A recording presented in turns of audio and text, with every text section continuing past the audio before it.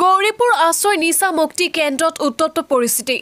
নিশা মুক্তিৰ কেন্দ্ৰত থকা যুৱক শাৰীৰিক নিৰ্যাতনৰ অভিযোগ কেন্দ্ৰৰ কৰ্তৃপক্ষৰ ওপৰত। ৰাতি আৰম্ভ কৰে যুৱকৰ ওপৰত শাৰীৰিক আৰু মানসিক নিৰ্যাতন।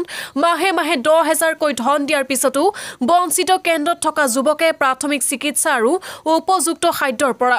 ৰাতি যুৱকসকলৰ দ্বাৰাই বাচন বৰ্তন পৰিষ্কাৰ কৰাৰ লগতে শৌচালয় পৰিষ্কাৰ কৰাৰো অভিযোগ কৰিছে এগৰাকী ভুক্তভোগী যুৱকে। আজি পৰিয়ালৰ লোকে যুৱক গৰাকীক কেন্দ্ৰৰ পৰা উদ্ধাৰ কৰি লৈ যায়, লগতে আইনৰ ব্যৱস্থা গ্ৰহণ কৰিব বুলি জনাই দিয়ে।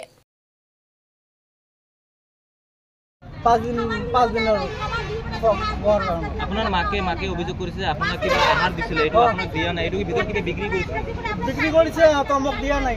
2টা আপেল দিছিল, 5 কেজি আপেল দিছিল। 5 কেজি আপেলৰ ভিতৰত 2টা আপেল পাইছোঁ, মই 4টা কলা পাইছোঁ আৰু খোৱাৰ একো পোৱা নাই। মই নিয়মীয়া যিখিনি ঔষধ দিব লাগে বা চিকিৎসা কৰিবলৈ প্ৰাথমিক চিকিৎসা সেইখিনি কৰে নাই? একদিনো ডক্টৰ অহা নাই। সকলোকে যিসকল পাগলা পাগলি আছে সিহঁতকো মাৰে, মোকো মাৰে, গোটাকেইটাকে মাৰি থাকে এনি টাইম। এই চিনিয়ৰ আছে কেইটা ভিতৰত 7-8টা মান, এই গইটা মাৰি থাকে ৰাতি। নাই পইচা না বিচাৰে, এমতে মাৰি থাকে সদায় ৰাতি। এনে ঘুমাবৰ কাৰণত ঘুমাই চলে। সিহঁতৰ পাৰ্টিগিলা জনগিলা আছে, সিহঁতৰ বোধহয় খাই থাকি ৰাতি আহে মানুহক খুলি মাৰে।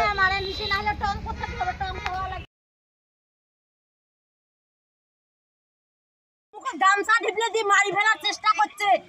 আজকে আপনার লড়া কত রাখিছে? এই ঘরতে রাখিছে। কি হয় এটা? ঘটনাটো মোর লড়াটো নিশে করিছে বলে এটা নিশে কান্দা মনে করি আমরা টাকা দিয়ে এটি ছুঁয়ে গেছি। আজকে 12 দিন হল। 10,000 টাকা মাসে। মাসে 10,000 টাকা নেবে, খালি 12 দিন হল 5,000 টাকা দিয়ে আমরা এডমিশন করছি। তারপরে ওই 15 দিন গেলে আমরা ওই 10,000 টাকা দেবো, তারপরে সব দেখাবো কেমন হল না হল, তারপরে ফিরও 1 মাস থমো থুইয়ে তারপরে ফিরে টাকাটা দেবো। আজি কি হল? আজি ওনা মারি ফেলবা হচ্ছে, গামছা ঢিপলে দিয়ে আমরা খাবার নিয়ে আসছি, খাবার দিবে জনতে।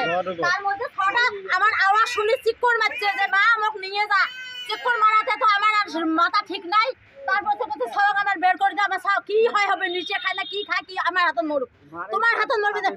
ডেইলি রাইত তুলি বলে মারে, ডেইলি রাইত মারে। কোনে মারিছে? ওই নিচে কেন্দ্রের ঘরের মানুষ আর ছেলে ডিউটি করে আর কি। নাম জানেন? মারে নাম নাম তো মই না জানো, নাম কার কি নাম মুই তো জানো না। লড়াটো কত দিয়া? আছে ঝাক মারছে, তাই কান্দি কান একড়ি ঢিপলে দিয়ে কান্দি রক্ত ওলাইছে। আপনার ঘর কত? আমার ঘর এই গ্রামের বটতল। গ্রামের বটতল। হ্যাঁ।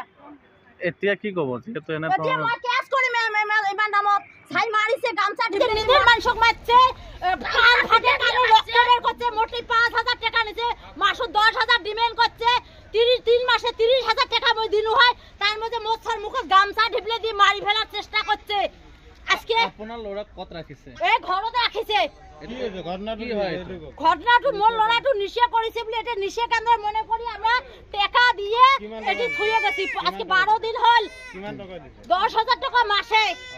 মাসে 10,000 টাকা নেবে, খালি 12 দিন হল 5,000 টাকা দিয়ে আমরা এডমিশন করছি।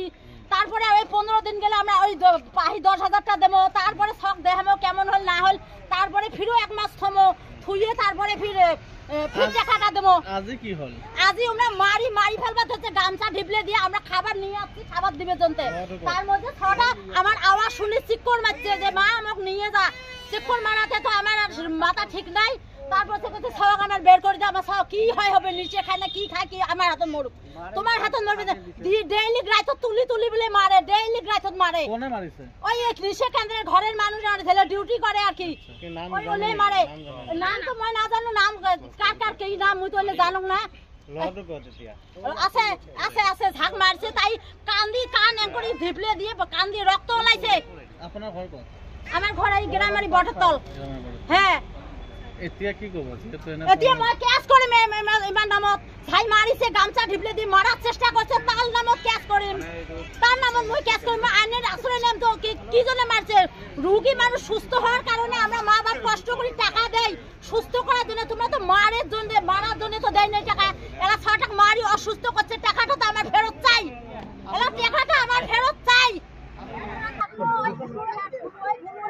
টাকা নিয়ে এসে টাকা ছাড়া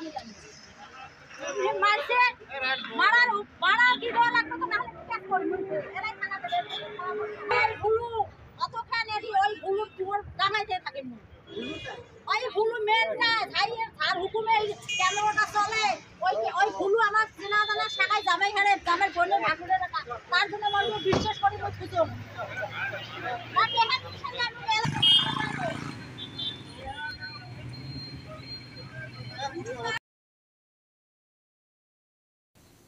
আগমনিৰ পৰা বাপ্পী হুছেইনৰ ৰিপৰ্ট ডেইলি 24